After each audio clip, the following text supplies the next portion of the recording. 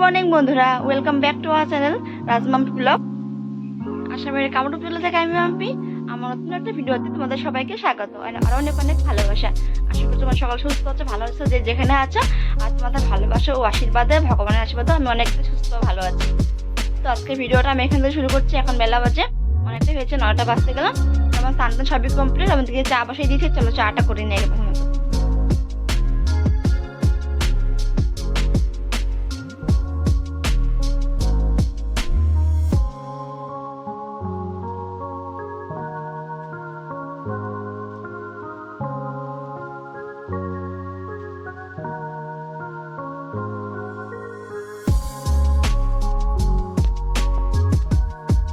চার সাথে খাওয়ার জন্য বানাবো গোলা রুটি। দেখতে পাচ্ছি গোলা রুটি ভালো করে আমি নুন দিয়ে ভালো করে ফেটিয়ে নিচ্ছি। এর মধ্যে দিয়েছি ধনেপাতা, পেঁয়াজ কুচি আর একটু করে দিয়েছি কাঁচা লঙ্কা, যাতে ঝাল না হয়, খুব একটা মিষ্টি মিষ্টি ভাব না হয়। তারপরে দেখো এবার আমি একটু ঢেকে দিব যাতে পেঁয়াজ কুচিগুলো ভালোভাবে সিদ্ধ হয়ে যায়, আপাতত সিদ্ধ হয়ে যায়। দেখো আমি কিন্তু আগেও একটু ভেজে নামিয়ে রেখেছি একটা।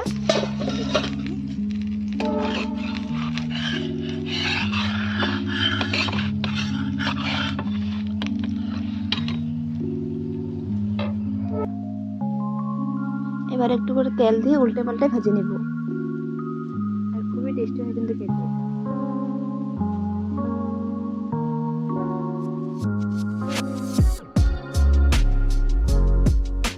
বন্ধুরা আমি এখন বিশ্রাম খাবো। চা খেয়েছি, চা খেয়ে বাসন ছিল বাসনগুলো ধুয়ে নিলাম। আরিয়ানের কথা শুনেছিল আমার ফোন, তাতে বিশ্রাম খেতে পারিনি আগে।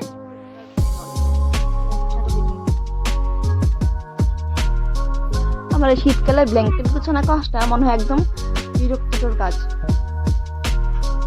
এই যে দেখো আরিয়ান দাঁড়িয়ে রয়েছে, আমাকে দেখছিল, কি যেন বলছিল।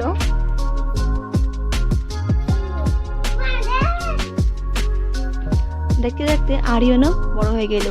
ওকে আর কয়েক মাস পরে স্কুলে নাম ভর্তি করে দিতে হবে। তখন আমাকেও এই সময়ের সাথে সাথে তাল মিলিয়ে আমাকেও কাজ করে যেতে হবে, যাতে আমি পিছিয়ে না পড়ি। দেখো ওরা কি সুন্দর দুই ভাই একসাথে খেলা করছে। তখন হয়তো ওরাও টাইম পাবে না খেলা করার জন্য, স্কুল হয়, ঘর, টিউশন, ওদেরও সময় থাকবে না। দেখো কথা বলতে বলতে আমার দিকে বিছানা বিছানা কমপ্লিট।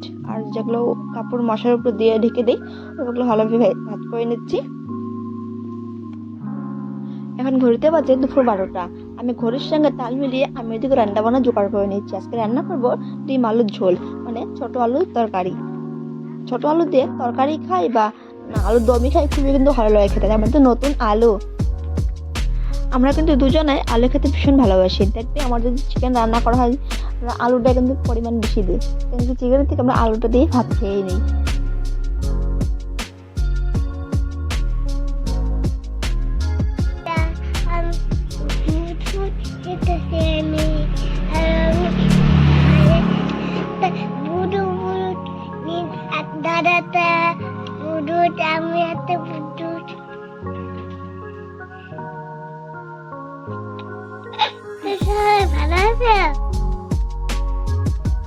বন্ধুরা আমি এখানে ভাত বসিয়েছিলাম, দেখতে পাচ্ছ কুকারটা একদম বাজে হাল অবস্থা। আমি তো পুরো ভয় পেয়ে গেছিলাম। ভাত বসানোর পরে কুকারটা একদম জল ভাত সব বেরিয়ে এসেছিল। তো একটু না হলে বিপদ ঘটতো আজকে। পুরো মনে হচ্ছে কুকারটা ফেটেই গেত। দেখতে পাচ্ছ পুরো বাজে হাল অবস্থা। তারপর আমি সঙ্গে সঙ্গে এসে তাড়াতাড়ি করে গ্যাসটা অফ করে দিয়েছি। তারপর কিন্তু ঠিক হয়ে গেছে। তোমরা যদি কেউ এরকম বিপদের সম্মুখীন হয়েছো আমাকে প্লিজ কমেন্ট করে জানাবে তো, তখন আমি কি করা উচিত, একটুর জন্য কতবার বিপদ ঘটতো।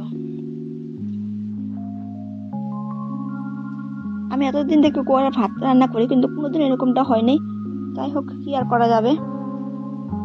আর কুকারে ভাত রান্না করতে ভালো লাগে, তাড়াতাড়ি হয়ে যায়, কিন্তু প্রেসার কুকার পরিষ্কার করতে কেন জানি কষ্ট হয়, কেমন জানি অলস অলস লাগে। এইগুলো কথা। আসলে আমরা মেয়েরা এমনই, সংসারে মায়ায় পড়ে যায়। এটা আমার ওটা আমার, সংসারে কোনো কিছু চোখের সামনে নষ্ট হয়ে যাবে এইটা তো আর মানতে পারি না। তো যাই হোক, দেখতে পাচ্ছ আমি রান্না বান্না চাপিয়ে দিয়েছি।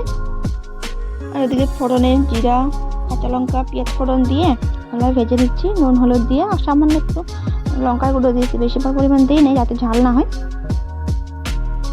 আর হ্যাঁ, তুমি হয়তো লক্ষ্য করেছো আমি নাইটি পরে রান্না করছি, মানে সকাল থেকে ভিডিওটা স্টার্ট করেছিলাম শাড়ি পরে। হ্যাঁ, শাড়ি পরে ভাবছি ভিডিওটা থেকে রান্না মানে সবই করবো শাড়ি পরে, কিন্তু আর হলো না। ভাবছি আরিয়ানকে স্নান করাতে নিয়ে গেছি, আরিয়ান তো পুরো ভিজে গিয়েছে, আমাকে পুরো ভিজিয়ে দিয়েছে। আমার আবার ভিজে কাপড় পরে থাকতে বেশিক্ষণ ভালো লাগে না, তার জন্য ভাবছি শাড়িটা খুলে নাইটিটাই পরে নিলাম। আর দেখো এখানে কি সুন্দর টমেটো গাছ একটা হয়েছে। আমি টমেটো বিচি করে একটা ফেলে রেখেছিলাম, ওখান থেকে কি সুন্দর চারা বেরিয়েছে আর বড় হয়েছে অনেকটা। আর দেখতে দেখতে আমার রান্নাও কিন্তু প্রায় হওয়ার দিকে। এদিকে আমি ডিমগুলো দিয়ে দিয়েছি আর ধনেপাতাও দিয়েছি, দেখতে পাচ্ছি খুব সুন্দর টকবক করে ফুটছে, কালারটা কিন্তু সুন্দর এসেছে। আর ডিমগুলো আমি আজকে মাঝখানে ফাল্টা করে দিয়েছি, আর এরকম করে খেতে কিন্তু ভীষণই ভালো লাগে। আর ডিমের ঝোলটা কিন্তু সুন্দর একটা ফ্লেভার। আর নতুন আলু দিয়ে তার মধ্যে ছোট ছোট আলু, ডিমের ঝোলটা কিন্তু দারুণ হয়েছিল খেতে। আর আমি কিন্তু গরম মশলা মানে শাহি গরম মশলা দিয়েছি, এবার আমি নামিয়ে নিবার কিছুক্ষণ ফুটিয়ে নিই। গুড ইভিনিং বন্ধুরা। আর এর নাকি আজকে ম্যাগি হবে, তার জন্য একটু ওর জন্য ম্যাগি করে দিচ্ছি। আর ম্যাগিটা একটু ঝোলঝোল করবো, ও আবার শুকনো ম্যাগি খেতে ভালোবাসে না, একটু ঝোলঝোল করে দিব ওকে। দেখতে পাচ্ছ বাটি ঢেলে নিয়েছি।